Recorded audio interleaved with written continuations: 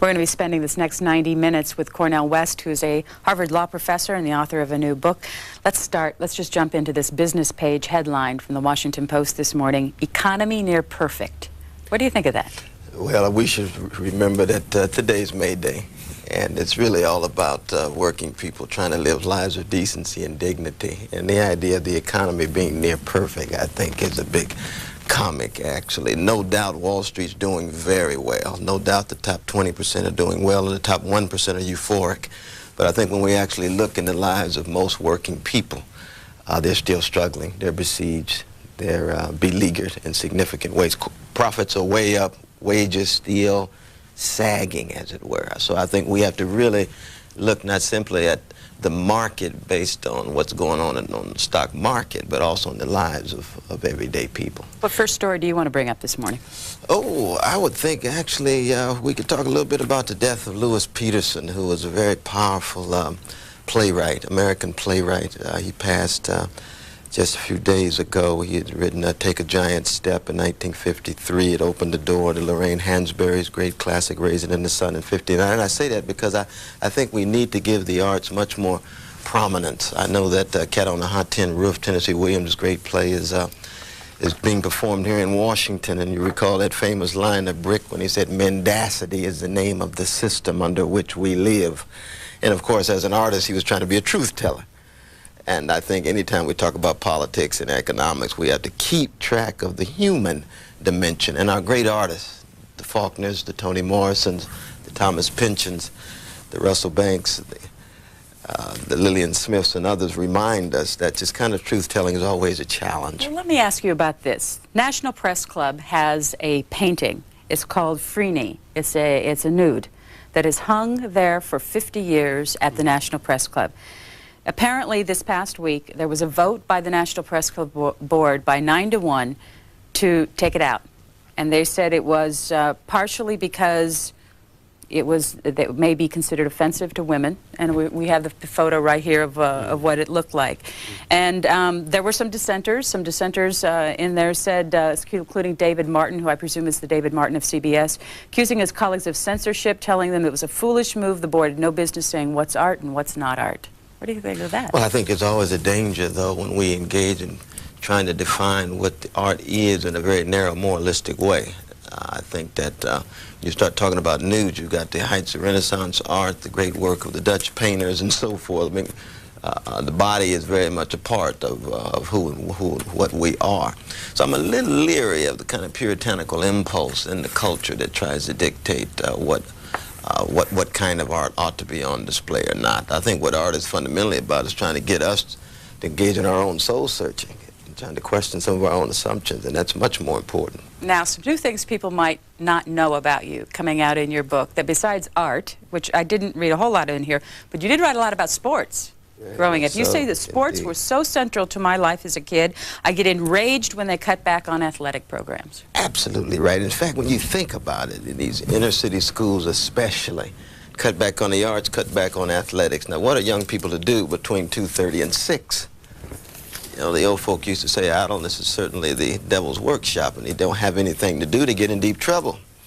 And certainly for me, owing to the deep love of my parents, that they found some very positive activities for me to channel my energy, because I was a high-energy child, you know, and I needed to find some positive channels. I would have been in deep trouble, and so baseball as well as track made a big difference. And my brother, of course, who was Olympic material when it comes to athletic, he set the mile record at UC Berkeley as a freshman, and I was very much part of what he was a part of. And so there's no doubt in my mind that sports play a role. And you think, for example, a recent movie by Brother Spike Lee, He Got Game, what really shows the way in which sports is character shaping and forces us to wrestle with not simply playing the game, but what kind of persons we are. And I think for young people, both male as well as female, sports can play a very important role. Did you see the style section piece on Spike Lee this morning? I did. I sure did. What was your thought about it? Well, you know, is he effective? I haven't seen the movie, but just in reading the review, it looks as if he has made another grand effort. I mean, Spike Lee is amazing in terms of how he continually takes such great risk, and I think that's a sign of of a great artist, always taking risk, as it were, not simply focusing on one or two dimensions, but being multi-dimensional. So I very much look forward to this. And of course, Denzel Washington, they don't get too much better as when it comes to acting, really. This story says that Spike Lee derides many of today's black films as coonish, clownish type work. Would you agree? Oh, sure. Oh, very much so, by white as well as black filmmakers. But part of the problem is that there's an attempt to look at the bottom line. I mean, this is part of our market-driven society. We try to look at the bottom line and sensationalize rather than look deep in our souls and try to render the complexity of our humanity, no matter what color we actually are. So I think Spike's right about that, though. But people think that's what sells. You see the old stereotypes, the old negative images, and so forth. And again, unfortunately, we get this out of black writers as well as white. And of course, we're going to have more brown and Asian writers, and we're looking for red writers too. But the real challenge is very much again like Tennessee Williams. You know, how deep can we get? But the deeper we get, the more painful it is, because the truth is a terrifying thing. This from a man who grew up, I read in here, watching the Mouseketeers and the Ed Sullivan Show. Absolutely right. You know, you had Motown singers as well as the Beatles on Ed Sullivan's Show, and we used to listen to Tony Bennett and the great Frank Sinatra too. These are significant artists. I thank God for Ed Sullivan in that regard. Now, he had some flat-footed performers as well, but I mean, that goes hand in hand with television. What are you trying to do with this book? But the War Against Parents is really about this silent, undeclared war on this most precious of activities, parenting, of caring, nurturing, sacrificing, servicing others. And what we're seeing is working parents' backs against the wall. They're overworked, they're overburdened, they're underpaid, they want more time with their children. Government more and more abdicates in terms of tremendous tax burden on especially working families. And we've got a popular culture, of course, that dishonors and demeans and devalues parents.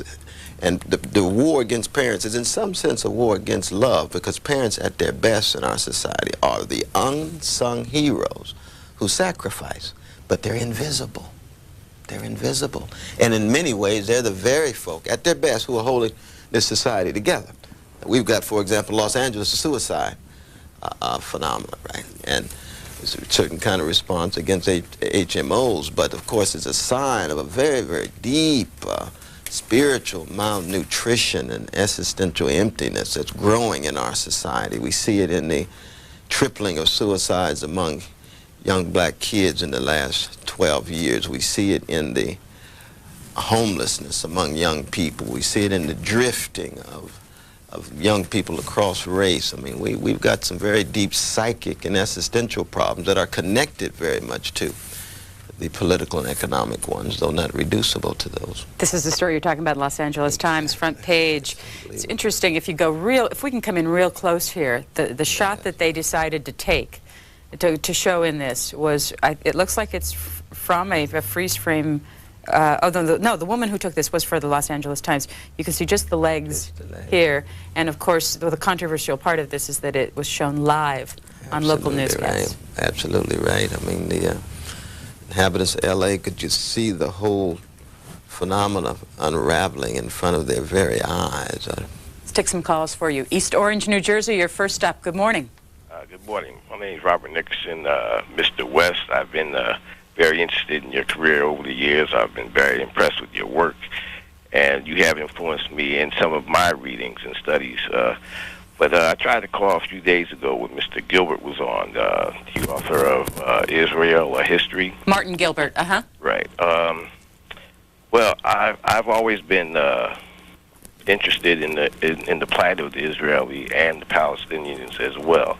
But one thing that has never come up in my search as far as reading or watching the news is that during the time, during apartheid, when sanctions were imposed throughout the world on South Africa, why is it never discussed that the Israelis were buying diamonds out of South Africa and selling them throughout the world? And why did the United States continue to back Israel without as much as a hand slap? Cornel West? Well, first, I appreciate the kind remarks, though. And certainly, I mean, Israel has done a number of things that even today many of its leaders would be ashamed of, and one was its relation to South Africa. I think most of American Jews, as well as Jews around the world, would want to condemn the relation that Israel had with South Africa. At the same time, of course, there's been so many Jews at the forefront of the critique of apartheid, and so I think it's important to always keep in mind those variety of different perspectives. But I do think that you know, the 50th anniversary of Israel has been quite revealing, actually. On the one hand, the very fact that Jews as a people still exist is a kind of miracle. They've been a very hated and haunted people. They've been a very disrespected and devalued people. There's no doubt about that. For a people who've given the world the Hebrew Bible, for a people who've given the world a Jesus of Nazareth, for people who've given the world a Marx or a Kafka or a Wittgenstein or a Durkheim, there's no doubt that something quite distinctive is going on. At the same time, they're human beings like anybody else, and their nation state is going to be involved in some ugly activity like anybody else. And so the Palestinian plight and predicament is very, very real, and you see that debate going back and forth, as it were. So I think that the caller is right to say that Jews are human beings like anybody else and therefore require criticism, not demonizing, but criticism. And at the same time, their contributions are just so extraordinary. The very fissure between nature and history that you get, for example, in the Old Testament and Hebrew Bible. A God that fundamentally identifies not just with the oppressed and the poor, but says that they have a duty to change the world. And see, that's a critique of status quo that becomes integral to their conception of themselves, and then link it to commentary on text. I mean, this is just a monumental contribution. There's Are no you doubt religious? about that. I'm a Christian myself, very much a Christian, and so I recognize the deep depth. But just as a human being, I mean, there's been other great civilizations as well. There's Egypt, there's the Asian civilizations, but there's no doubt that that Judaism, that Christianity, that Marx and Kafka, on up to Philip Roth. I mean, they've got something very deep to say about what it means to be human. Fort Wayne, Indiana, you're next. Good morning. Good morning. Thank you for C-SPAN. You're welcome. I have a question I would like to ask your guest, and then there's an article in the paper, a couple paragraphs I'd like to read. My question is, I was surfing the web and came across a statement that Christopher Edley, you know, isn't he a friend of yours? He sure is. A good friend of mine. Teaches at Harvard. Very distinguished professor there. Yes, I've watched him on TV. He's a very distinguished gentleman also. Absolutely. But what it said was that back when Bush appointed Clarence Thomas, that Christopher Edley said that Kenneth Starr would have been a much better choice. Do you remember? Did he make that comment? No, my good friend Chris didn't mention that to me. I don't know of him saying that. Where did you read that again? I was surfing the web, and it was Edley, but I couldn't remember the first name. And it was an Edley, and it was that it was a prominent Democrat. It could be another Edley, though. It doesn't sound like Chris, but who knows? But then the web, too. My hunch is there's a lot of things on the web you ought to be a little suspicious of course. What's your story, caller? Okay, well, this is about the kids page on the U.S. Department of Justice website. And so there's an article on hateful acts directed at children in kindergarten through 5th grade. Attorney General Janet Reno tells children not to worry if they have to deal with the prejudice of their family members. If this happens in your home, she says, you might try talking to your parents, teachers, religious leader, counselor, or other adults with whom you feel comfortable. That's not bad advice in itself, but we question the appropriateness of the U.S. Attorney General giving such advice. Is she inviting children to do what exactly? And then it's in quotes like, teacher, Daddy told a joke about Jews last night, and Mommy laughed. What do we do now? Don't worry, dear. We'll have the police stake them out. We'll be sure to catch them in a hate crime sooner or later. Fort Wayne, thanks. Let's get Mr. West's opinion on that. That's an interesting story, though. I actually think Janet Reno's a person of integrity, and she was responding to a question about how the children, on the one hand, criticize in a loving way some of the prejudices of their parents, and at the same time try to educate their parents. And I think good parenting is very much about being educated by one's own children, as well as the children, of course, respecting the authority of the parents enough to know that parents have some wisdom and insight to bring to them. And my hunch is that's perhaps probably the spirit that informs what Janet Reno But in your was talking book, you about. actually have a Parents' Bill of Rights that you put forward. Parents need a Bill of Rights? Oh, very much so, very much so. It was based on a survey, the first national survey ever of parents. And this is very interesting because a lot of the rhetoric about family values and family life is such that parents have never been really asked what they wanted. And when we asked parents what they wanted two things. They wanted time for their children, and they wanted economic security. They wanted to be able to spend both quality time and spend enough time. But given the fact that, for example, you think 6 million American families include a wife and a husband who together hold 4 jobs. And it's growing. Now, see, that's beneath this economy near perfect that we were talking about, you see. And, of course, there's so many working poor as well who are working more than 40 hours, don't receive 1 penny from the federal government, but still live in poverty. Parents want time. First thing we focus on precisely is that time of when the baby's born and, in fact, when and during the year and during the lifetime of the child. So you're saying, and so this is flexible paid workplace. We want a paid job leave. protective parental leave, very much like what we see in European countries. Why? Because those first 3 or 4 months are so very important. And even the leaves that are now available, I mean, only 1% of men take them because, of course, they cut against the grain of the subculture of our professional lives. And it's so very important that that time be taken. But secondly, the economic insecurity, the fear of either being downsized, the fear of being fired, the need for a decent and livable wage.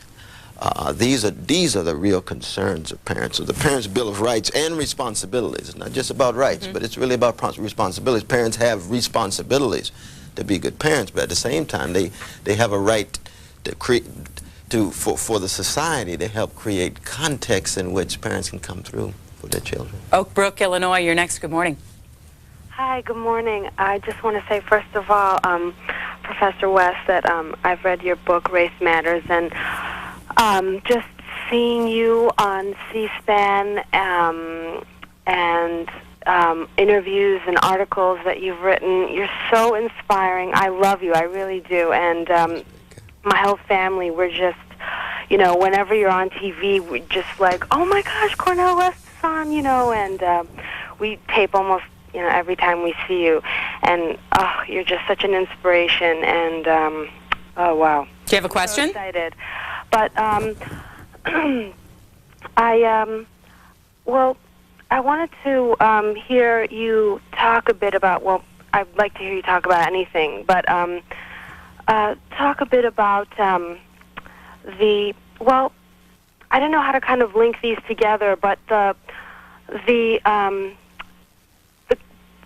school vouchers initiative that's kind of being pushed, that whereby, like, you know, public school money is going to be kind of siphoned off, and it's kind of a wedge issue for, like, poor people, you know, and there isn't enough, there won't be enough vouchers for everyone, and not only that, but just how, like, you know, overall, like, working people are overtaxed, but then taxes are made like, you know, it's like the Republicans say, well, we want to lower taxes. Actually, in the long run, you know, working people end up paying more taxes, and corporations, you know, I mean, corporations paid more taxes in the 50s, and now they're not paying their fair share. And Illinois, thank you. I think we got your point. Mr. West. Absolutely. Well, first, thank you for the very kind remarks. And secondly, I think the caller is right on the mark in terms of how the issue of school vouchers is really creating a wedge. We need a deep commitment to public education. And yet it's clear that public education is more and more a lower priority. Look at New York City having a debate about $1 billion baseball stadium, at the same time talking about a 10% cut in support for public education. Well, of course, the result is that our prison population increases, becomes more and more an industry, and yet our children are left lingering. I mean, you think, for example, we live in a nation in which 21% of all of America's children live in poverty. Japan is 2%. In Germany, it's 4%. In America, the richest nation in the history of the world, it's 21%, 42% Spanish-speaking young brothers and sisters under 6, and it's 51% of black kids. Now, how do we talk about education when you've got these shattered families, shattered communities, and then fewer resources? And children are 100% of America's future. No matter how much we harp on and become obsessed with short-term gain, what is distinctive about democracies is that they're concerned with long-term well-being. There's a sense of history that links the 3 dimensions of time, of past, present, as well as future. And I think we're living in such a market-driven society that we're downplaying the role of our young people, the plight of our young people, so that what our future will look like 10, 20, 30, 40 years down the line is often ignored. Just for the next appearance, the next victory, the next TV show, and so forth. And I think this is dangerous. This is very dangerous. Hampton, Virginia, you're next. Good morning. Yes, good morning, Connie. I was reading over the weekend in my local paper here, which is the Daily Press. I doubt if you'd have it there. It's pretty local. It's hard to get those kind of papers in here early enough in the morning. I understand that. I'm in Hampton, and as you know, this is a center of a big set of military installations. And the article that I had in mind, and it's interesting, kind of related to a thing on the morning radio show, that it's about government programs that provide a great deal of employment. And this recent one on the radio show this morning, public radio, was they're bringing the Nimitz carrier in here. It's in here now. And they're going on to a big overhaul program that's going to take 2.5 years. In any event, what I'd like to ask the professor is this. I constantly hear congressmen largely speaking on interview shows, including yours, that government doesn't create jobs, private business creates jobs. And yet, I'm very clear from things I see and read that if it weren't for government, our unemployment statistics would be pretty bad. And right down here, they're building, apart from that overhaul, they're building another new nuclear carrier. What's your unemployment rate in Hampton area? It's fairly high there, Connie. It runs better than 6%. Professor West? No, I think he's got a very important point. I think part of the problem that their attempt to criticize government is very selective indeed. Government has played, will play a fundamental role in terms of providing employment. It has, especially since the Depression, and will continue to. The question becomes, how do we create a balance such that we can recognize, of course, the limits of government, but at the same time, the crucial role that it plays in terms of helping undergird our economy. For example, the New York Times says today that the employment rate is 4.7%, right? The lowest in 25 years.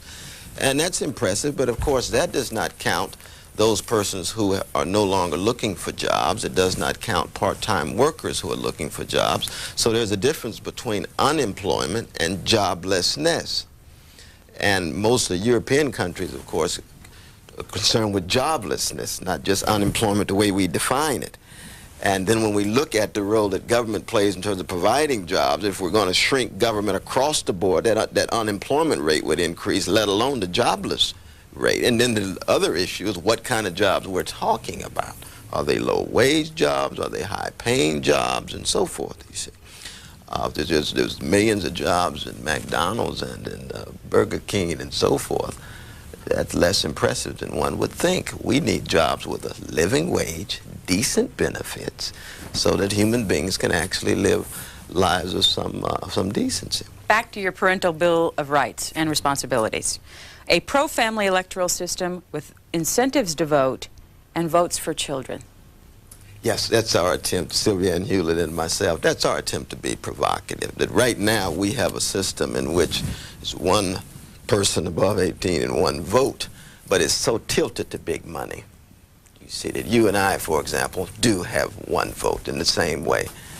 Senior manager at a major corporation has one vote, but we know that that corporation has much more influence than you and I.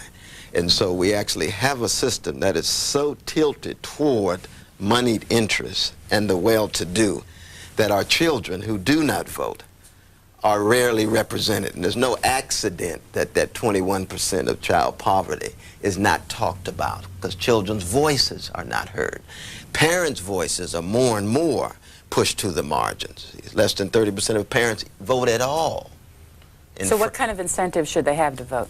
Financial? Well, one is that the numbers themselves, that's why we're provocative, saying, okay, we've got a number of kids, we're going to have a number of votes. Politicians will have to do what? Tilt the discussion to in such a way that children's interests are represented, you see.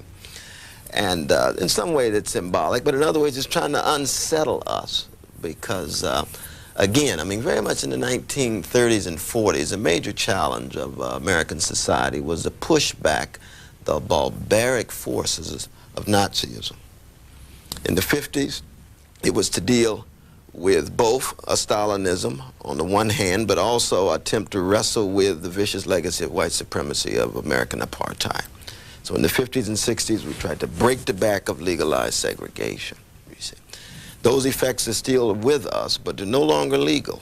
In the 1990s and the 21st century, we're going to have to come to terms with working parents, plight of our children, and our ability to try to revitalize American democratic process, as it were, to ensure that the plight of young people, not just economically, not just politically, but also existentially and spiritually, to ensure that that plight is one in which they feel that they can invest themselves, that they can make a difference and not fall prey to the kind of cynicism and complacency and indifference and apathy that's more and more characteristic of our time. Cornel West, this is his book, and he is spending the next about 70 more minutes with us this morning. He's on a book tour. Is this the beginning, the end? Right in the middle. Right in the middle? Yeah, Sylvia. Where are you heading and I, we've been in San Francisco. We will be in Los Angeles Public Library next week, and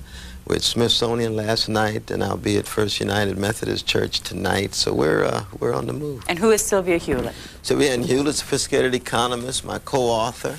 It was written prize-winning text, When the Bow Breaks, One Lesser Life as well. But we thought we'd come together. She's a sophisticated economist, myself, kind of a cultural critic, bringing together the existential, the economic, the spiritual and the social, the cultural and the commercial, the personal and the political. Do you ever disagree in here?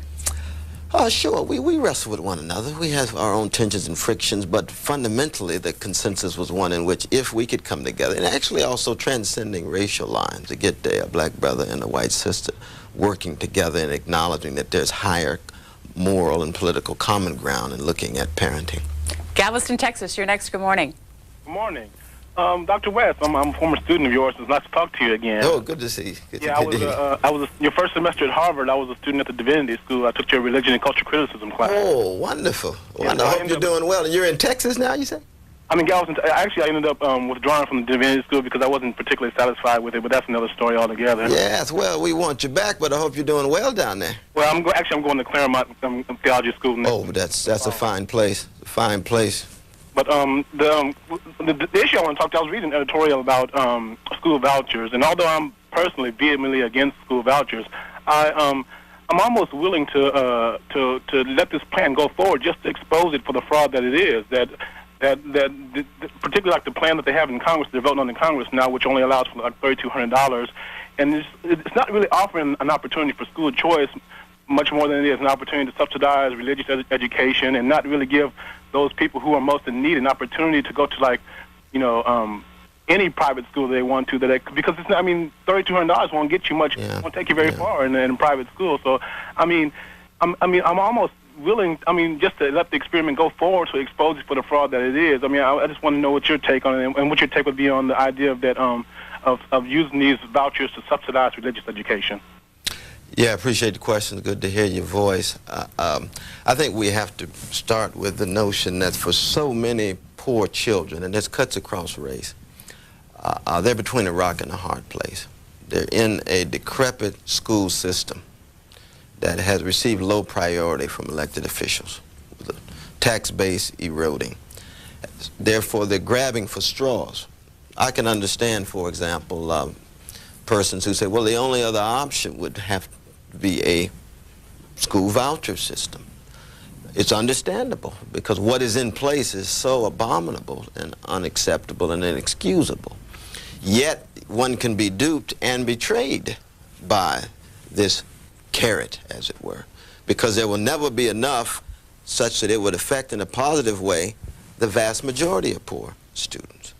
And so I think as we proceed in this discussion, we have to recognize the desperation that's at work. I think, for example, a good friend, Floyd Flake, who I have great respect for, we also have disagreement with. He's, you know, distinguished former congressman and pastor of Dynamite Church in Queens, who has been on the forefront of school vouchers. I can understand his argument, because in his particular context, he thinks this particular policy will actually work well for what he's doing. And I can acknowledge the validity of that for him. At the same time, on a systematic level, there's never going to be enough for the masses of poor children, you see. So to opt for that particular system might lead toward a weakening of a system that's already weak and feeble. And so the question becomes, how do we sit down together and somehow hammer out some kind of creative response so that we can inject the public system with both the resources and the honor and dignity that it deserves, and at the same time recognize that there's always going to be some role for vouchers. There's going to be some free market element, because we live in a market society and we simply can't escape that. Vail, Colorado. Dr. West. More? I am a 25-year-old that was raised from single family. I'd like to get back to the children aspect. Mm-hmm. You know, I pushed the mother. I come from first-generation Scandinavian, which is, I had a lot of socialistic influences in my life. And I see the whole aspect of children and what we want to evolve into a ball being so widespread, as far as being raised to be racist or this or that. But what I see, I had a lot of great influences, and but who you are is, no matter what you're born in, you become the ball of what surrounds you as you're raised. Mm-hmm. And I have learned, you know, I've grown in America, but I have so many socialist influences that it's so hard to grasp it, because here in America, it's a land of opportunity. It's become women, feminists, you know, just a higher scale, to where we don't see the simplistic of life, you know, and just appreciating everything around you as a simplicity and just loving life. Thanks, Vail. I was able to grow in a family. I'm here in Vail. I moved here from a big city with just, you know, you're looked at as your level, your money, what you're going to grow to. And I came out here on vacation. I'm just like, life is what so many people here are about. And it's just the basics of not caring what level in, you know, the financial mode you're going to be in, but just being able to appreciate the little speck of life that you can in yours. Thanks, Vail. No, I think that's a very important question. No, you know, I think the greatest play ever written in America, which was written actually in California by Eugene O'Neill, The Iceman Cometh, written in 1939 to 40, first performed 1946. That has in its fundamental message, I think, what does it profit a nation to conquer the world economically, militarily, and lose its soul? And by its soul, it means its capacity to love, care, nurture, its capacity to be compassionate, its capacity to hold at arm's length the cold-heartedness and mean-spiritedness that rests inside of each and every one of us.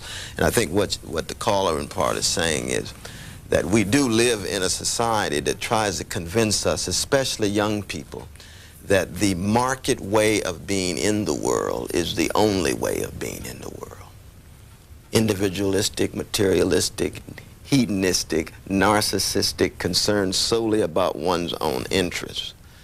And non-market values and non-market activities, the loving, the caring, the nurturing, and so forth, are viewed as something that's ornamental, decorative, and in some way marginal. And I think the best of America's democratic tradition has precisely been those persons from the Martin Kings and Dorothy days and Abraham Joshua Heschels who have said, no, our fundamental question is, how are forms of arbitrary power used to promote unnecessary social misery, and how do we translate love into a struggle for justice, you see? And for a lot of fellow citizens, those kind of questions now are simply abstract questions. And yet, if they're not taken seriously, we're in deep trouble as a nation, no matter how many material toys and computers we have, that if we can't relate to each other with a sense of openness and mutual respect and some accountability of the most powerful, our corporate elites, our bank elites, and so forth, then the democratic project begins to become ephemeral. No matter how well our economy does, you see, no matter how many records Wall Street sets.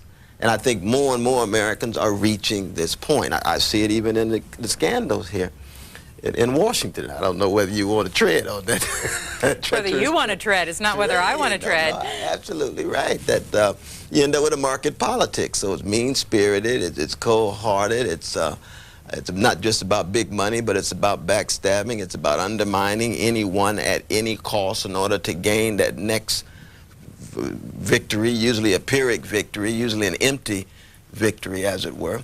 But let me say this about the president and the First Lady, though, because in our book on parenting, I rarely acknowledge the degree to which both President Clinton and Hillary Clinton display an unconditional love for Chelsea. And that's very important. Nobody really talks about that. No matter what you say about them, there's no doubt that Chelsea has had and has a priority in their lives. And that's very important. I say that as someone who has been the recipient of unconditional love and supernatural support from mom and dad, you see. And it means then that we have to be able to acknowledge first what kinds of things people are doing right, and then also bring our criticism when we think they're doing wrong.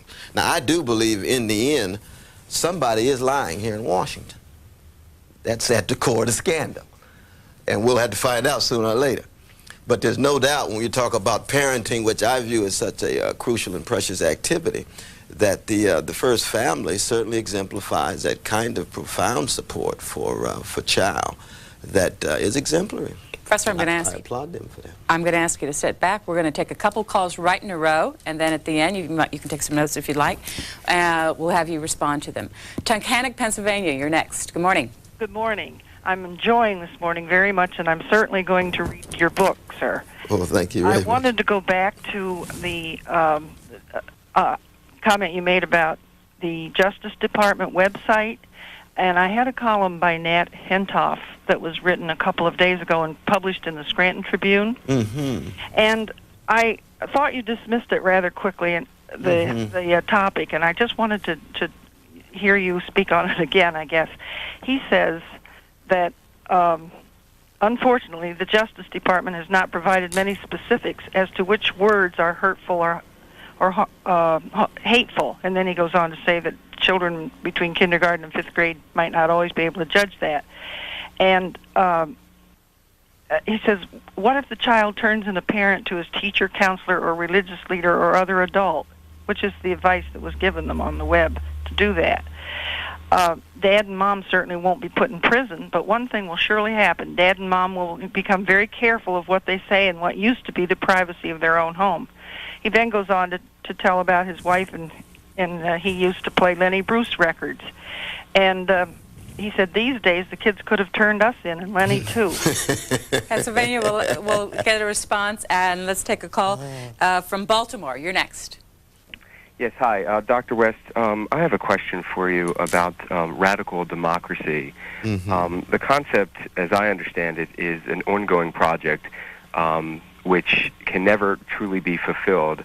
And as such, I wonder if you'd comment on that and also on the idea of sort of reframing a sense of the public to move it from a sort of liberal paradigm of sort of individualistic needs and wants to more of a pluralistic and ongoing project to sort of restructure democracy. And the reason I ask this is, I guess the overall question is, can a form of radical democracy be achieved?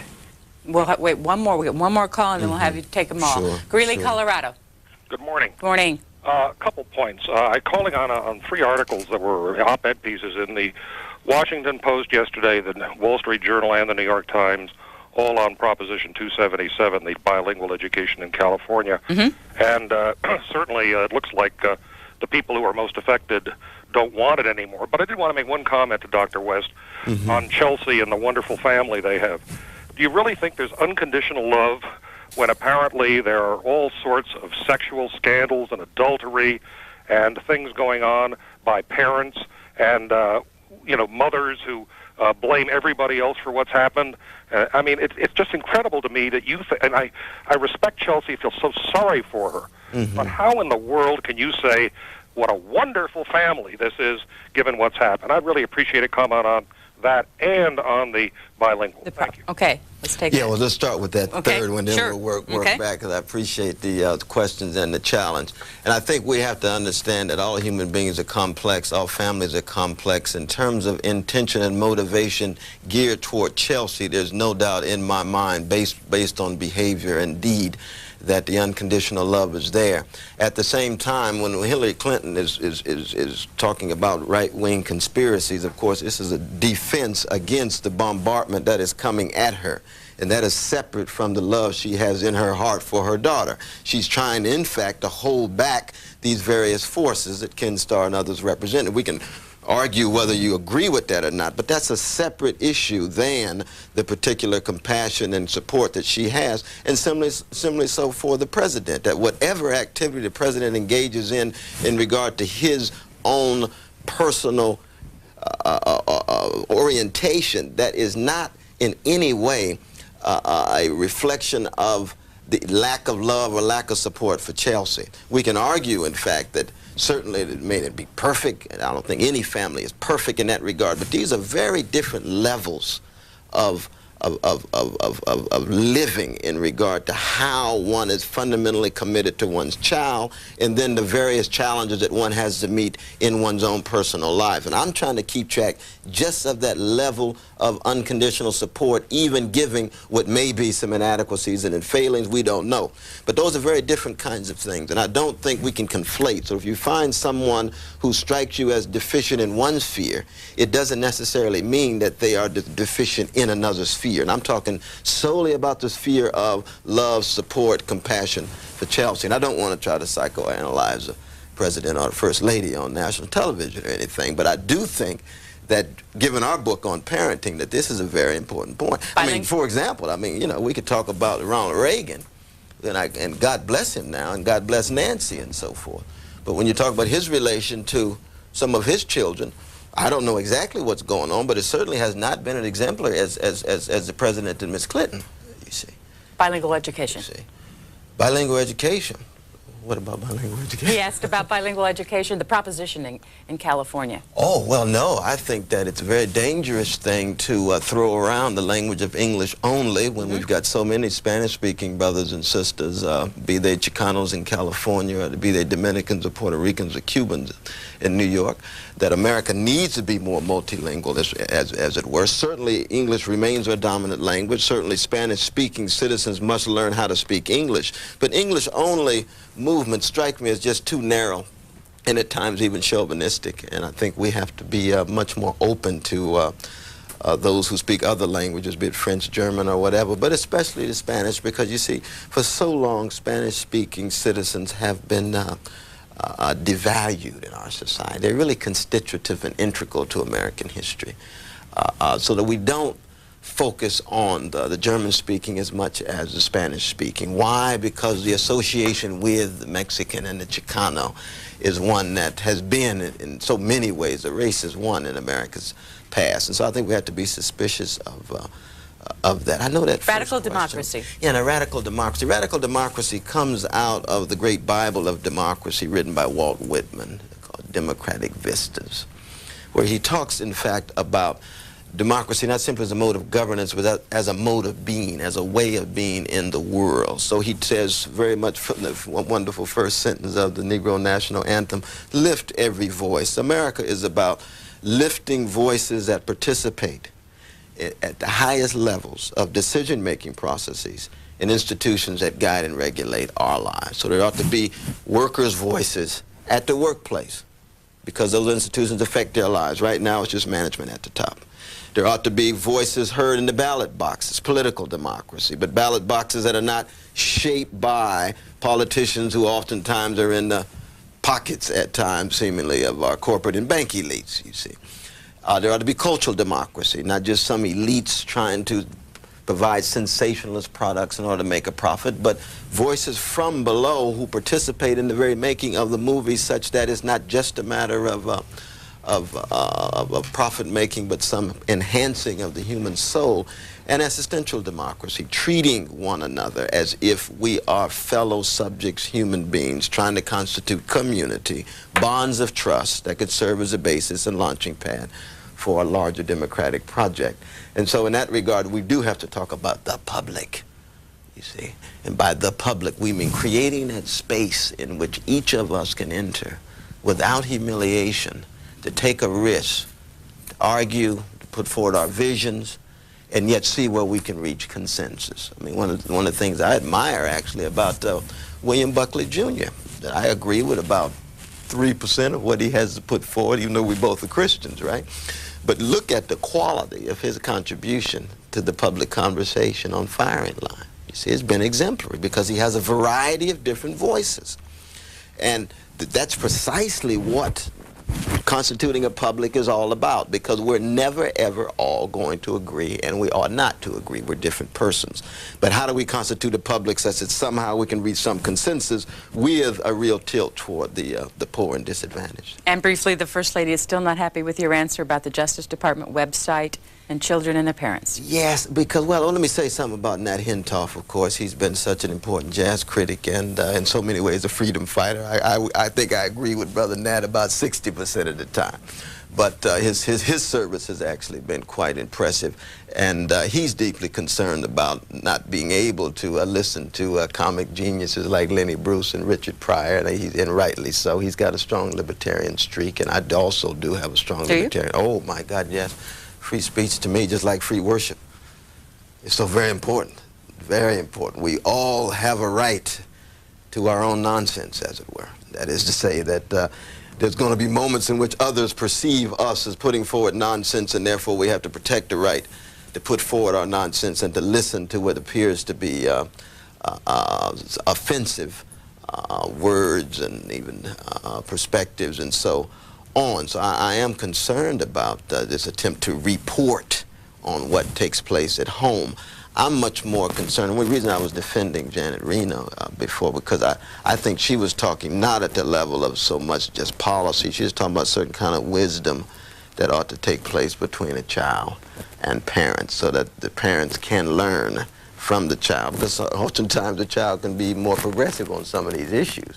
But at the same time, the child also ought to have enough respect for parents to know it's not a matter of just policing them and reporting them so they can be punitively punished. I would think that ought to not in any way be a conclusion of what we're talking about. Red Bank, New Jersey, you're next. Good morning. Good morning, Professor West. And how you doing this morning? Another admirer here. I have two questions. Could you comment on the article this morning about China aiming its nukes at the United States and what the 21st century will hold as far as U.S.-China relations? And the second question is, could you define existentialism for myself and the viewers? Yes. Appreciate the question. Now let's look at... The story basically says that there is a CIA report that a certain number, I think 13, of a certain type of missile, Chinese missile, is actually aimed at and targeted to the United States. according to the CIA report. Is this a new development, or has this been the case for a long time and we simply are having this revealed? Unclear. At the moment? It's hard to say. I know there's missiles still in Russia that are aimed. I think that it might be a bit, maybe a bit overkill in this regard. Right now, of course, Clinton administration has fairly salutary relations with China that actually upset me at times. I think that China's human record is atrocious. I think that the violation of human rights in China. Should the president be going to China? Well, I think we need to dialogue, but in dialoguing, we have to be clear what our ideals and principles are. It cannot simply be a market relation. It cannot simply be a matter of looking at China's markets and allowing American corporations to gain access because of that market. If that's the primary basis of our policy, then it's bankrupt. There has to be some moral ideals and ethical principles operating here. And very much like the attitude toward the Clinton administration toward Cuba. You see, when we talk about Cuba, all of a sudden we get on our moral high horse because of violation of human rights. But with China, it's very different. We've got to be consistent here. So I do believe in some dialogue, but we have to be very clear. We can't play footsie, as it were. And I think this is true across the board. Caller wants you to define existentialism. Yeah, but existential democracy, existentialism has to do with existence. That is to say, we human beings who must deal with inescapable facts of existence, of death, of dread, of despair, of disappointment. Those of us who love, and we all love, we will be disillusioned because we may lose that loved one fairly soon, or I've already lost that loved one, and so forth, you see. So that when we talk about existential issues, you're really talking about these fundamental issues. And we all need some stories, some narratives, some myths, some friends, some forms of solidarity, and so forth. Some loved ones, very much so. Actually, I want to say hello to my wife, Eleni, who's in Atlanta, too. Right in the camera there and tell her hello. To her, but in thinking about these existential issues, I mean, this is about as fundamental as one can get in this regard. And by existential democracy, what we're saying is, in talking about these kind of issues, we also acknowledge that democracy is a response to unjustified suffering. You see, so we create institutions that attempt to attenuate and curtail that unjustified suffering with mechanisms of accountability. So democracy is not some just political operation. It has nothing to do with the most profound existential issues. The best democracy in the world cannot curtail death. So we know death is a limit even for democracies. That's why in so many ways democracies don't like to talk about death. That's why America in some ways is probably the most death-ducking, death-dodging culture of modern times, you see. And yet we must come up with some resources in the face of death so that in our lives we can be more intense, we can be more open, we can be more loving, and so forth. You talk about the death of your grandmother in this book. Absolutely right. And the death of my father as well. No, you're absolutely right. And these are, you know, these are very difficult moments, and you fundamentally discover who you are as a person. I mean, one of the things about America, one of the reasons why we hide death and oftentimes put our cemeteries in rather invisible places and so forth is because we don't want to be reminded of just how contingent our existence actually is. And the kind of hedonism oftentimes is an escape and a mode of evasion of wrestling with these issues, you see.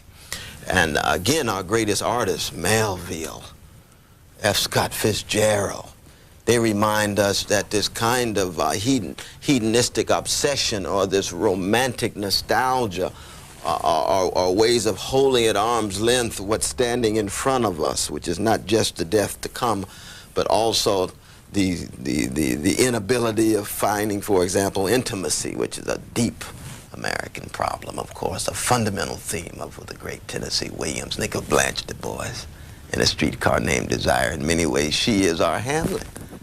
You see, Blanche is America. And what is she about? She's about some nostalgia for a past that never really existed.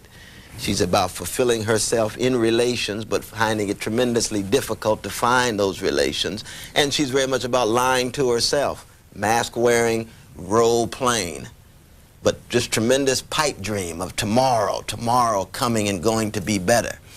And of course, Tennessee is saying, look, you know, as human beings, we have to have a sense of history and a sense of maturity, which means you encounter reality and you acknowledge mortality in order to live more intensely and more lovingly. We're going to learn a little bit about Clifton West in a few minutes. Portland, Maine, you're next. Hi. I have a question from an April 20th issue of The Nation magazine, written by Gore Vidal, I gather. He talks about the literary form of late 20th century United States persons, blurb on a dust jacket, and regarding the Abigail Thernstrom's book, America in Black and White. And I was wondering if that was you who wrote that blurb, or who was it that wrote the blurb? And if you could also describe a little bit of the conflict at Harvard, I guess, about very strange sort of racist inquiries. Books like The Bell Curve from Murray and Herrnstein, and this Thernstrom piece. Professor? Mm-hmm. Do you know what he's talking about? I don't know who wrote that particular blurb. It was not me, not at all. I don't know what Gore Vidal had in mind. Of course, Gore Vidal, again, is one of the towering writers of our time, rather idiosyncratic and eccentric. I actually like his eccentricity. I don't always agree. Of course, he's got a real crusade against monotheism, and he's got a crusade against God talk and so forth. But Gore Vidal, like myself, tends to be a radical Democrat at his best, so I have some deep agreements, even though I have some disagreements too. But I don't know who wrote that blurb. Of course, The Bell Curve, written by late Herrnstein and the living Murray, Chuck Murray, is in fact not just a problematic book, but it's part of a long tradition that tries to naturalize inequality and tries to convince us that hierarchy is inescapable, and then we're doomed to these vast discrepancies between the intelligent and the less intelligent. And this goes all the way back to Plato, and I think as a radical Democrat you can only laugh and say, yes, what persons once thought was inescapable, monarchy, patriarchy, white supremacy, can be changed owing to people coming together and organizing and mobilizing.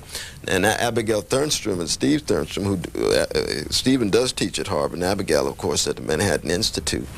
I think on the one hand, they're trying to remind us that there has been some progress in terms of breaking some of the back of white supremacy in America, and I agree certainly that progress is real.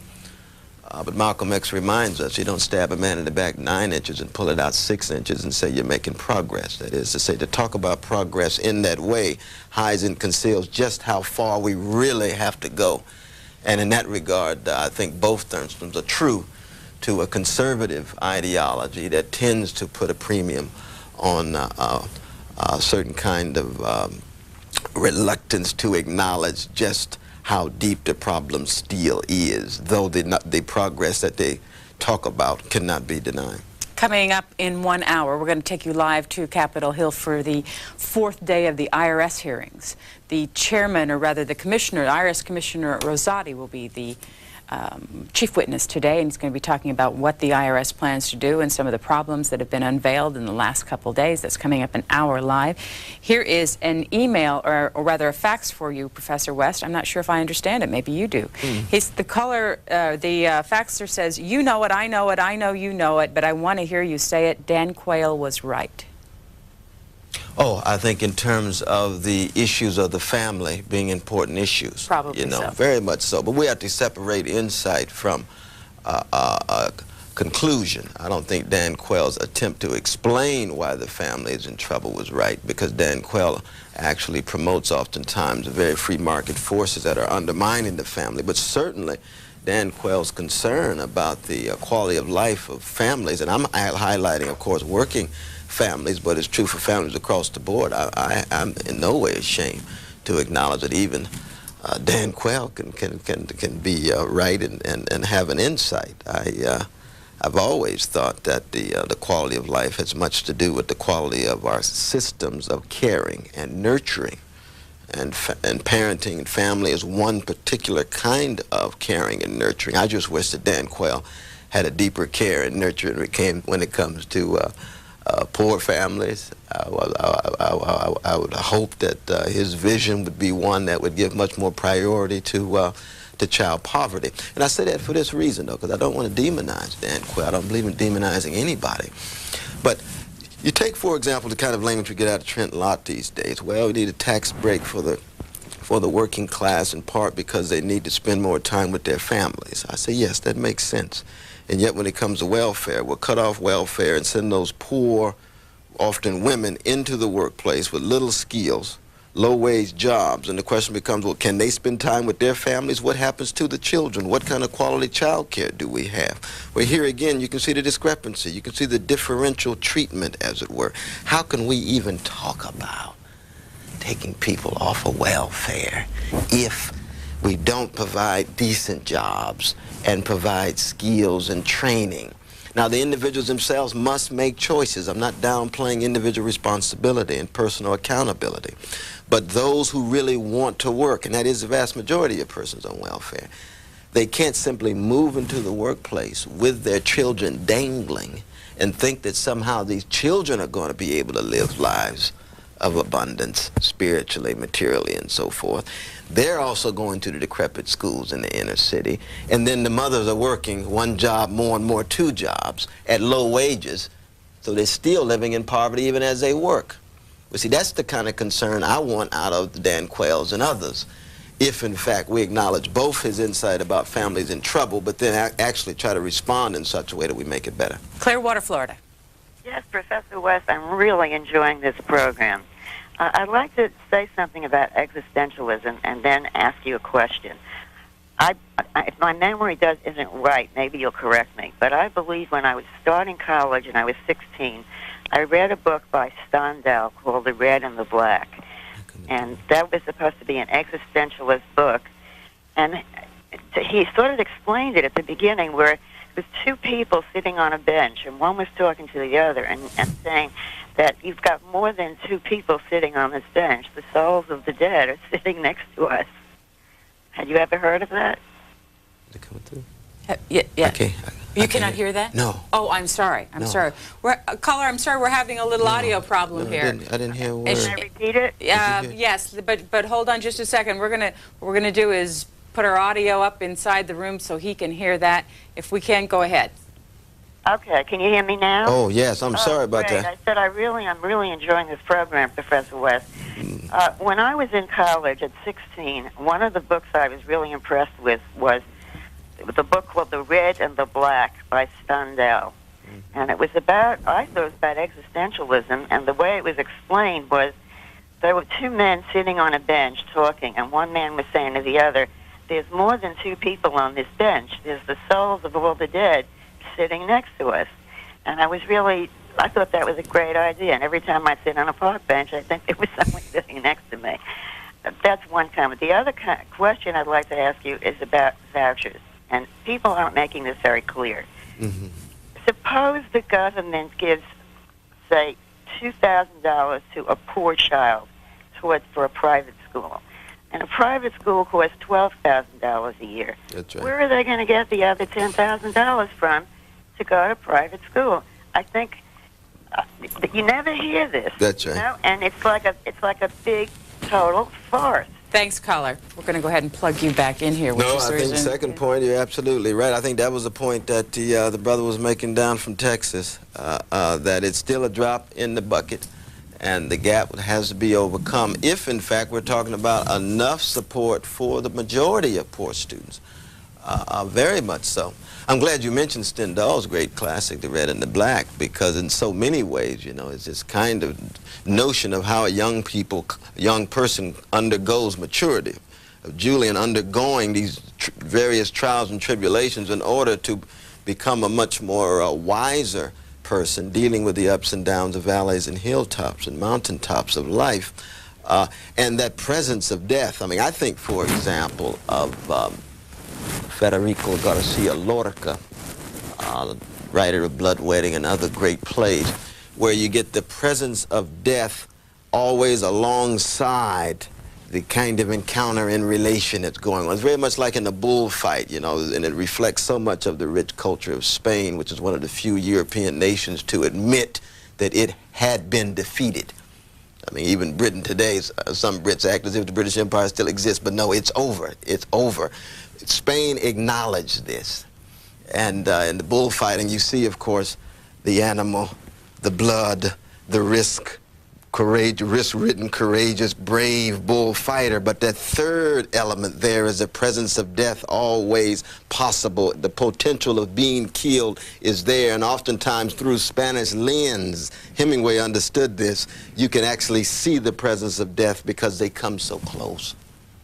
And already then you get this very deep encounter with death in Spanish culture. It's no accident that it's the Mexican woman who brings the flowers, talking about the days of death and the flowers of death in A Streetcar Named Desire. Tennessee Williams acknowledged the ways in which Spain was much more open to wrestling with death. The bells tolling in the public square in Spain when a person dies. That's in part reflecting John Donne's For Whom the Bell Tolls. Whereas, you know, here in the States, you know, we run off for 45 minutes or an hour and a half for a funeral and run back to work. Very often we don't follow the body to the cemetery. We hide it away. And death facing is a mode of life affirming. And death ducking is a mode of life evading. And again, we began with the artist. And I think it helps to continually come back to this because it's humbling for each and every one of us. And of course, humility is a distinctive democratic sensibility. Who's Clifton? Clifton's my son. Tell us about him. 20-year-old son. Oh, he's a wonderful brother. He's been blessed with him, and You write in here that you did not grow up. He did not grow up with you. That's right. In the home. I was divorced when he was 2, and so I of course had to fly down to see him, and then we'd spend wonderful summers with my family in Sacramento. So the extended family made a fundamental difference. There's no doubt about it, and helped make him who he is. And at the same time, he's still a young person dealing with a whole host of different challenges. Where is he? You know what I mean? He's down in Atlanta right now. What's he doing? Well, he's got a job right now, though. He's kind of a struggling actor on the one hand, and on the other hand, got a job where he's got to show up in order to keep some flow taking place, in addition to my own support. But like any young person, though, you know, he's struggling. He's got a number of different challenges right now confronting him, and the important thing is being there.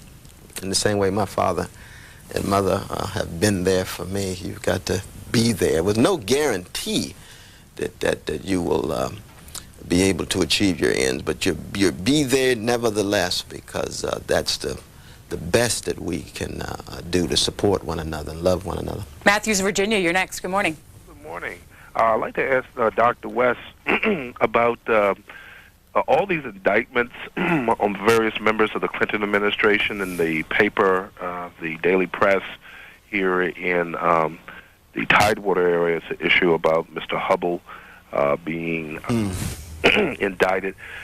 There is a correlation about people who have been very sensitive or very attentive to the issues of blacks and other people of color around the administration, who have become these targets.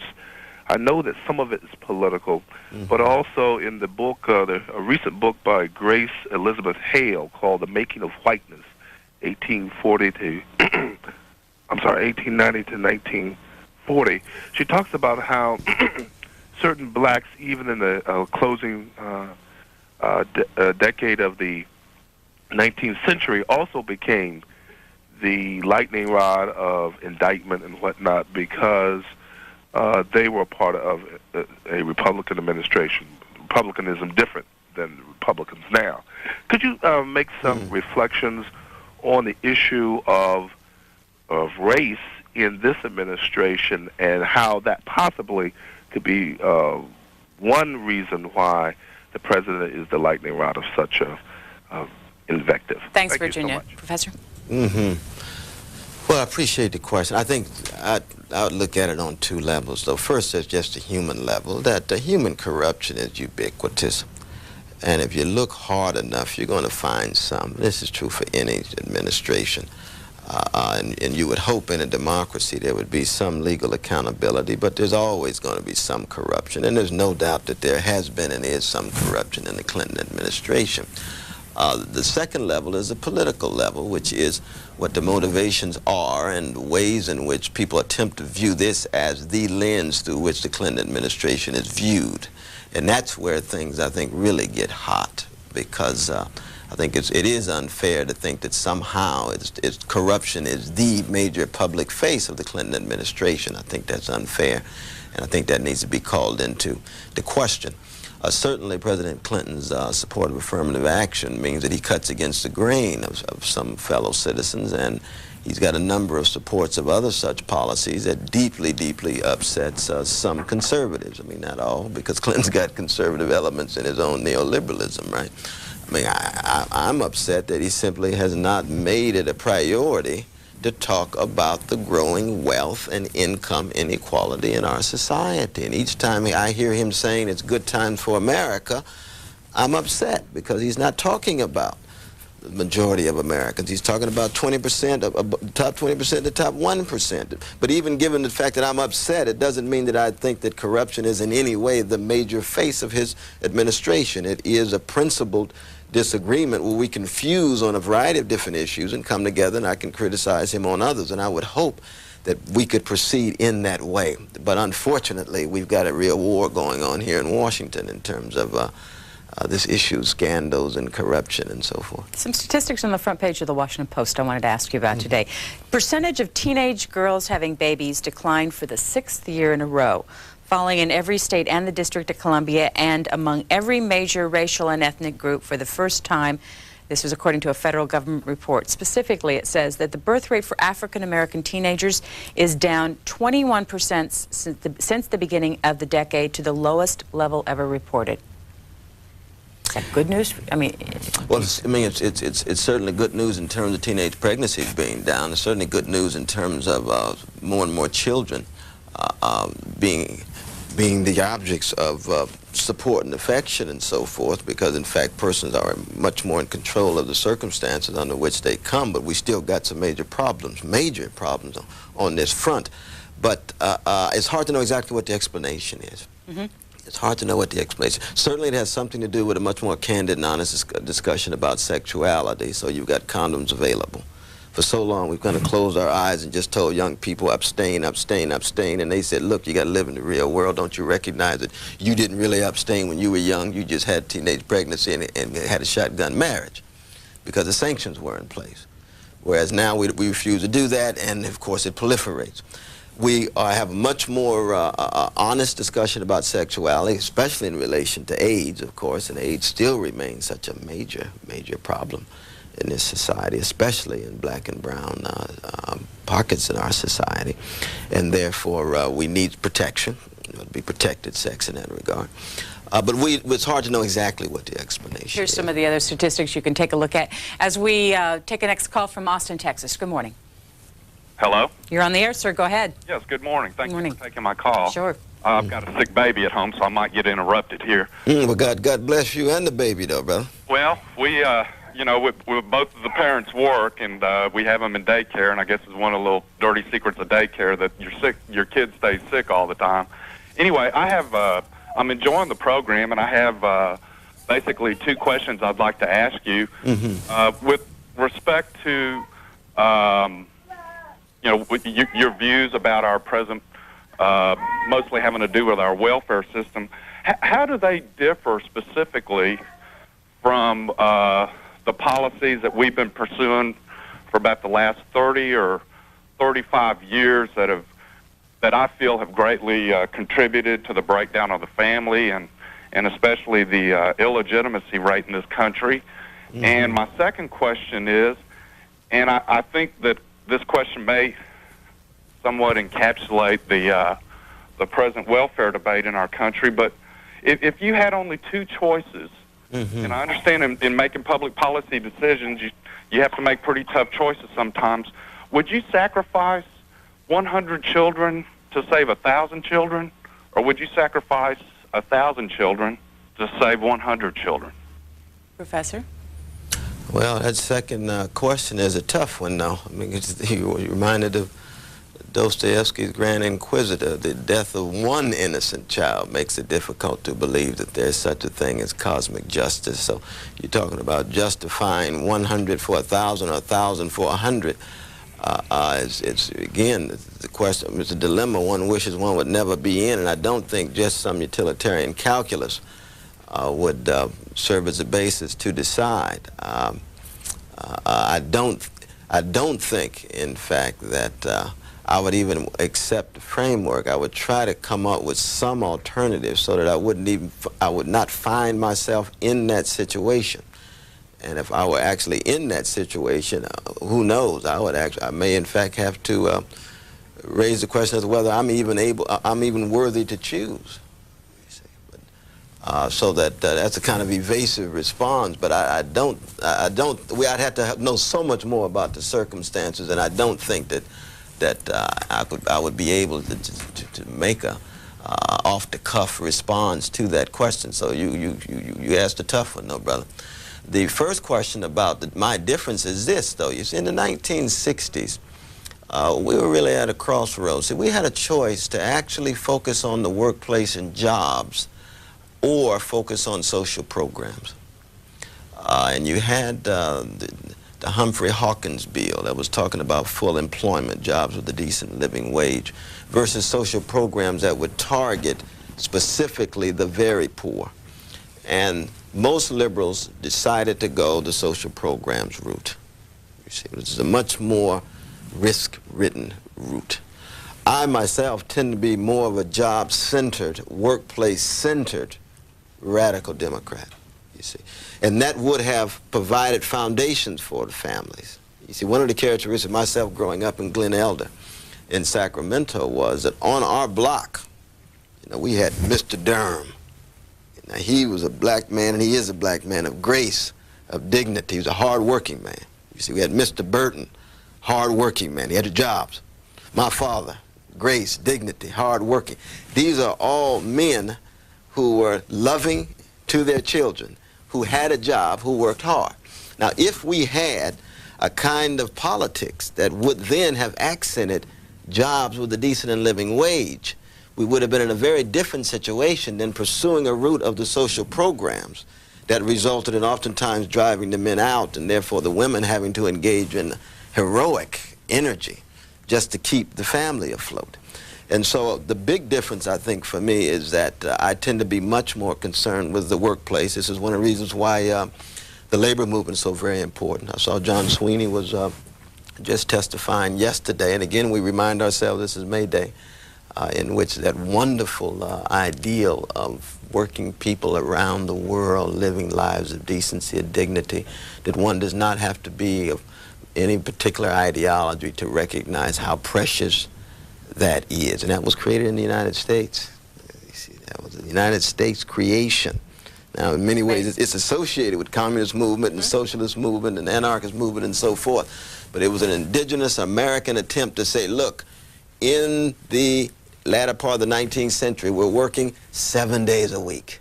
We need a labor movement that will bring us the weekend. And it did. The labor movement brought us the weekend. It allowed us to work from Monday to Friday and be off Saturday and Sunday. We take that for granted. That's a result of tremendous organizing and mobilizing. Same was true at the time for young people. Children were working 12, 14 hours, 7 days a week. No, we need child labor laws. The market can't dictate in such a way that children are exploited in this way.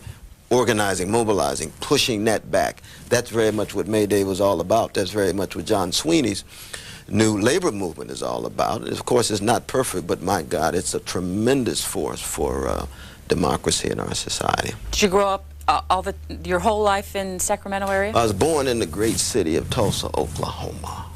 You see, very much like Charles Wilson, the Gap Band, Greenwood, Archer, Pine. That was the Black Wall Street, of course, the Tulsa riot of 1921, burnt down every black business, you see. But that black community bounced back, and my Uncle Earl is still there. God bless him.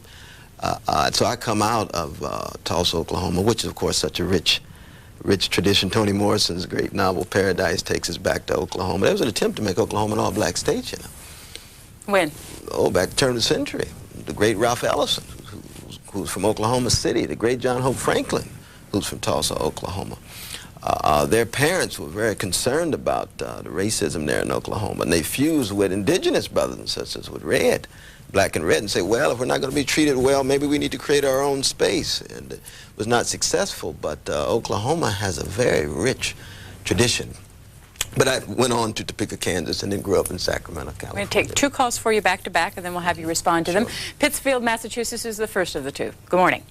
Good morning. It was hard to believe I even got through. Welcome. Thank you. I'm calling in reference to 2 articles. One that hit our paper, the Berkshire Eagle, which has got a lot of awards in its time, about that teacher that was slain at the banquet in Pennsylvania. Right. Well, just last night on our local news, which, let me just give you an idea where Pittsfield is. We border New York, Vermont, and Connecticut. So I'm in the western part of the state. And last night, the Channel 6 News, which is a CBS affiliate, were broadcasting out of Bennington, something to do about something that's going on in Bennington. So they were up there with their satellite, mobile van and all that stuff. And a school dance that was due to take place tonight in Putney, Vermont, which is about 2 hours from Pittsfield, had to be canceled because someone sent them a letter and said, if you hold the dance, a 9th grade math teacher will be slain, just like, what happened in Pennsylvania. What do you think of that? Caller? What do I think of it? I think it's a shame. Thanks. And I'm hoping that, through the letter and all that they can get some clues. I hope some kids talk, so they can find out what sick mind is doing this. Thanks, Massachusetts. Let's take another call from Massachusetts. This next one's from Salisbury, Massachusetts. Good morning. Good morning, Connie. This is Violet Frothingham from Salisbury. I'm Dr. West. Good morning also. How are you doing this morning? Fine. I have just one remark that I'd like to make. As far as you're saying that the Clintons love Chelsea with unconditional love, I believe all parents should. I have raised my own 3 children and my 4 grandchildren to respect each other as people, not just male and female. But I think that the shenanigans that are going on in the White House today, I don't believe that Mrs. Clinton is giving the right message to her daughter to sit and allow these things to happen. And also, earlier on, Connie, you read an article in the paper where she gave a speech to some young ladies at a school. Yeah, I was just going to take a look, see if I could find that again. Yes, because that's what struck the nerve with me to begin with. If she's telling our young women growing up in the world today to take lightly sexual harassment and to more or less laugh it off and not to take ourselves so seriously, that's pretty scary. Well, let's go ahead and read it again and get the professor's reaction to it. This is what she said in New Haven yesterday. This was at a speech, actually at Yale Divinity School. She said this, quote, you should try to teach humor and try to deflect by demonstrating how out of line or how ignorant or insulting a comment is. She's talking about advice for women dealing with male coworkers. She said, quote, it is often a lot easier to get through whatever the difficulties are with male colleagues if you strive hard not to take yourself or them too seriously. Yeah, I think that when we actually look at both the larger context as well as Hillary Clinton's career as a vigilant critic of any form of sexism, any form of sexual harassment, I think if at that particular moment in her presentation she's saying, look, humor is a way of humanizing the situation. Humor is a way of saying, look, if in fact it's serious, you're in deep trouble. But if in fact you are tilting in a direction where you're beginning to violate and be offensive, but you haven't been offensive or violated as of yet, that you should laugh at yourself. And laughing at yourself is a form of self-criticism. That laughing at yourself is a form of acknowledging your own inadequacies. And she's simply saying self-criticism is at its best when that person is able to see it and not shut down and become, you know, polarized and divisive vis-a-vis the person that they potentially are victimizing. And so I do not see that in any way as Hillary Clinton saying that we ought to be lighthearted about it. And I think, again, when you look at her history, that's the case. But the other point she made about, what was the first caller was talking about violence and was particularly bringing up the issue in Vermont and making the connection with this. Well, you see, I mean, what this book is very much about is Sylvia Hewlett and I trying to say that so much of this violence among young people has to do with them being unloved, uncared for, not nurtured enough, not given enough attention, either being abused and misused. They still make choices, so it's not just a matter of blaming environment. But oftentimes we know, for example, those on death row, over 80% were abused as children. They made ugly decisions, most of them. There are some innocent folk, like Mumia Abu-Jamal and some others who I'm convinced did not commit the crime, and they're still on death row. But there's others who did commit crimes. And when you actually look at their lives, you see a lack of support, love, compassion. And we're seeing this more and more with more and more young people out of control, in part because they haven't had strong families, strong parenting, strong community. We haven't had parents with decent jobs that could provide. They haven't had parents who loved them enough. And these kinds of things have consequences, very, very, very ugly consequences. Let me ask you about a sentence in your book in which you say this. I'll never forget in 3rd grade, I beat up my teacher. She was pregnant. It was a terrible thing to do, but I just lost control. You see, she tried to make me salute the flag. I refused. Absolutely right. Yeah, and I'm ashamed of that now, and thank God she didn't lose the baby, and we became friends after. But the flag, for me, at that particular time, triggered memories of black folk being lynched. Oftentimes they were wrapped in the flag, sometimes with the U.S. uniforms on.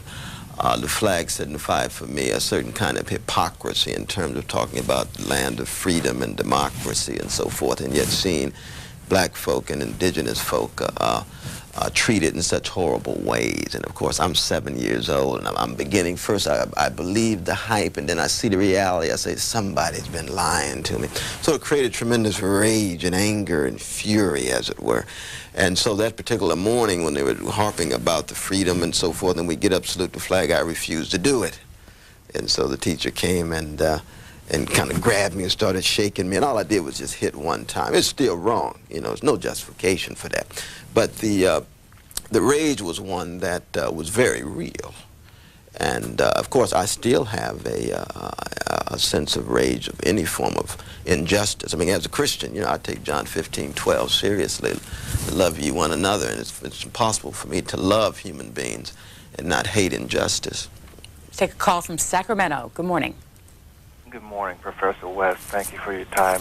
And how you doing? Yes. From Sacramento, too? Yes. Oh, yes.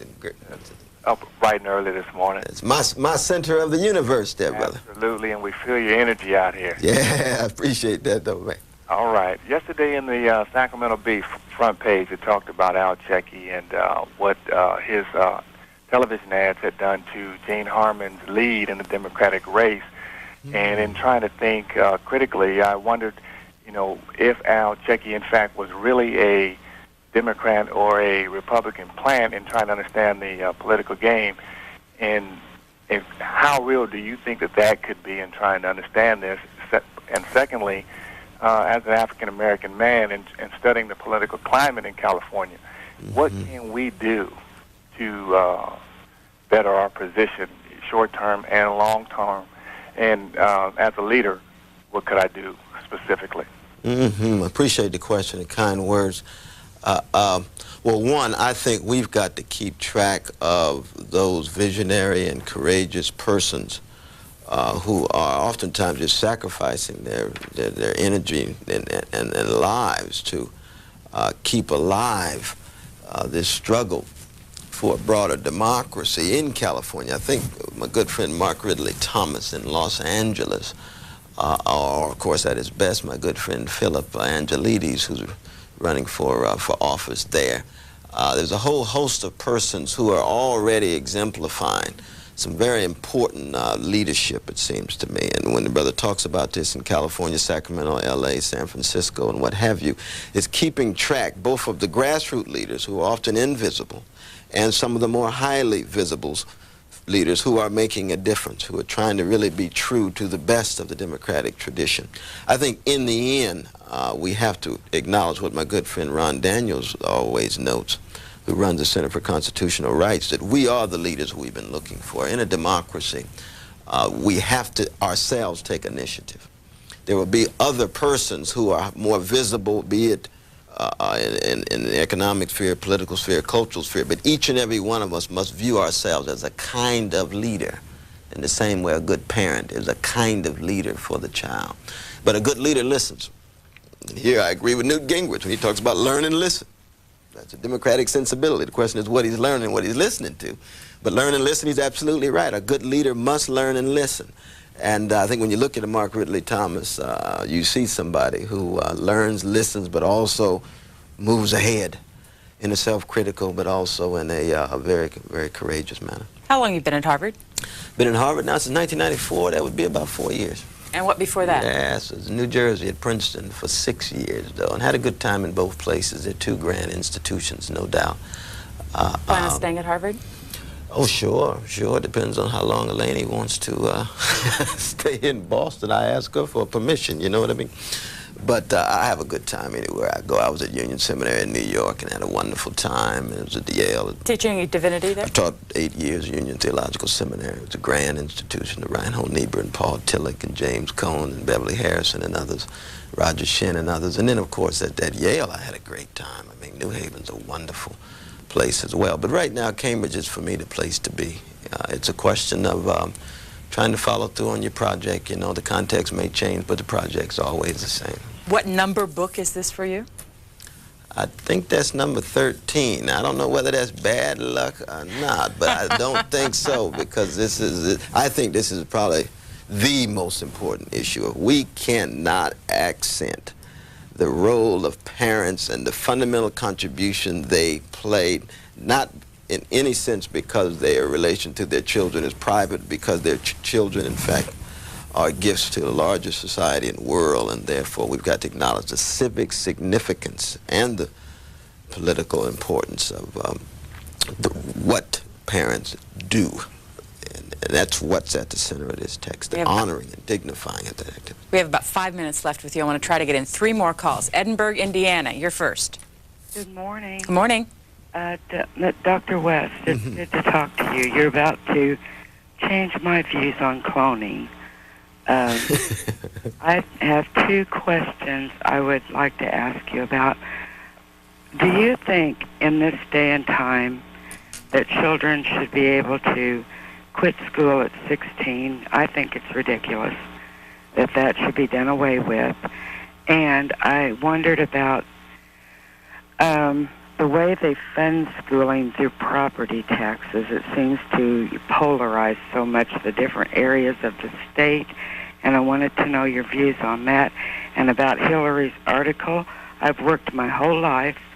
I know exactly what she's talking about, because a woman in most cases can control what happens by her reaction. And I know that because I've personally been through that. Thank you so much. And thank you for the call. Let's take another call and we'll get back to you. Chesterfield, Virginia, good morning. Virginia, you there? Yes. Good morning. Yeah, I wanted to talk about an article that I've got in the Richmond Times-Dispatch. It's the op-ed page from Thursday's paper. An article column by Molly Ivins, who I find shares something with your guest there in terms of something I really appreciate, which is some very thoughtful type of analysis of things. and also brings a very good historical perspective to problems that we face. And a wonderful sense of humor that Molly has. You're absolutely right. I'm sorry to interrupt her. But... Oh, that's fine. Yeah, it's quite often she'll interject very serious things with some humor. Exactly. What's she writing about that that got your interest? Well,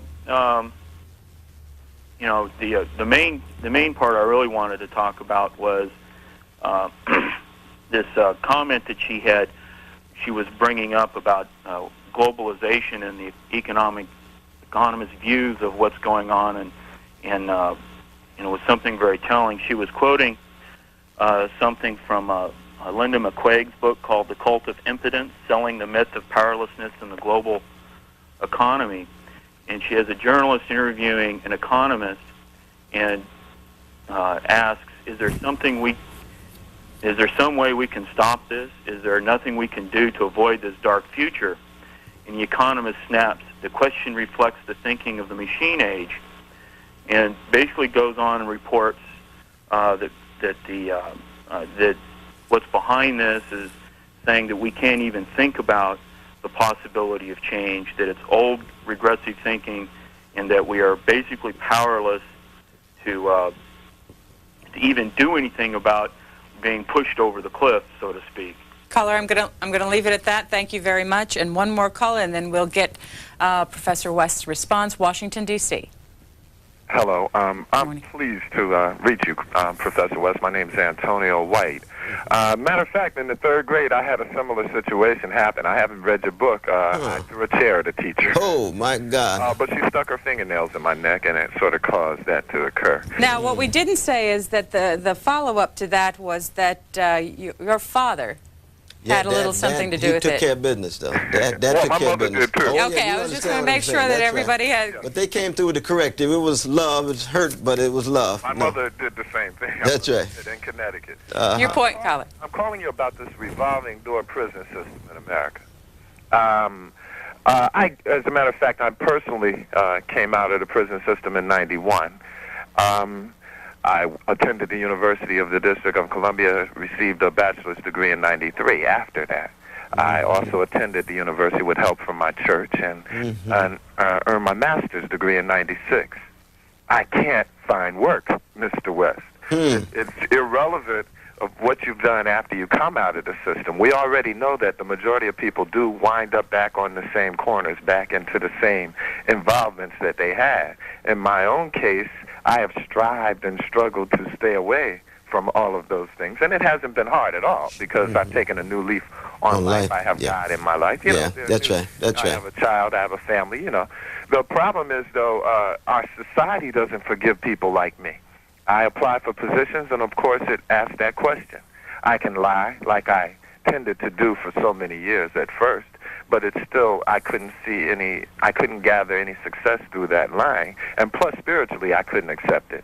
So of course last year and this year I decided, okay, I'm telling the truth, we're going to see what happens, and now I find myself with a job at $18,000 a year, 2 part-time jobs, and I still can't seem to find a way to make it work. Caller, thanks very much. Let's take that last one first. Yeah, I just want to accent his heroic energy, though. And in fact, I'm sure that he's going to turn the corner soon. He's got that job now, working the other job as well. But that new lease on life makes a difference.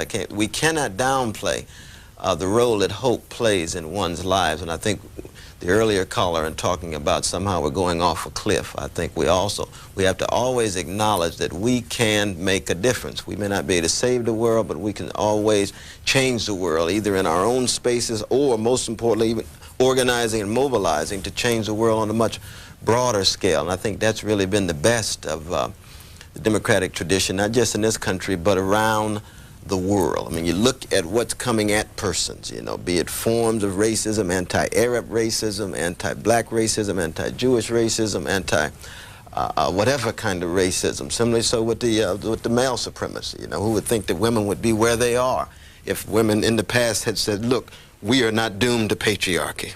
We can make a difference. Same is true with gay brothers, lesbian sisters. We are not doomed to homophobic hatred. We can make a difference. Working people are not doomed to managerial greed. there can be some accountability to that use of managerial power.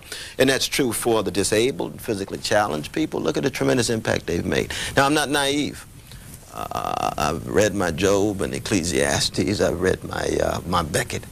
And I know that oftentimes we're climbing up a hill. And it appears as if the myth of Sisyphus is actually a real a reality, as it were. But I refuse to allow the president to have the last word. I refuse to allow any form of hatred and bigotry to have the last word, even if all we could do is just sing a song or blow a horn like John Coltrane to keep a love supreme alive. One of the earlier callers, should children quit school at a certain age? At a certain age? No, I think we need to think seriously about revamping our school system. We call in this book for an extension of the school year, extension of the school day. Extension of the school year? Yeah, so it coincides with the rhythm of parents working. You see, because the children are often dangling, 2:30 to 5:30, dangling over the summers and so forth. But in terms of year, I think that's even a deeper question, and we'd have to think and rethink, and have a dialogue on that. But what's so wonderful about public deliberation is that everyday ordinary people always bring some deep insight, and we learn from one another. We're out of time. This is the book, The War Against Parents. It's written by Cornel West along with Sylvia Ann Hewlett, and it's called What We Can Do for America's Beleaguered Moms and Dads. In the bookstores, published by? Published by Houghton Mifflin, indeed, of Boston. But thank you so very much. Thank you very much. Appreciate it very much. Indeed. We are going to, in just a few moments, unveil our new C-SPAN website with our Vice President of Engineering, Roxanne Kerr. And if you have it,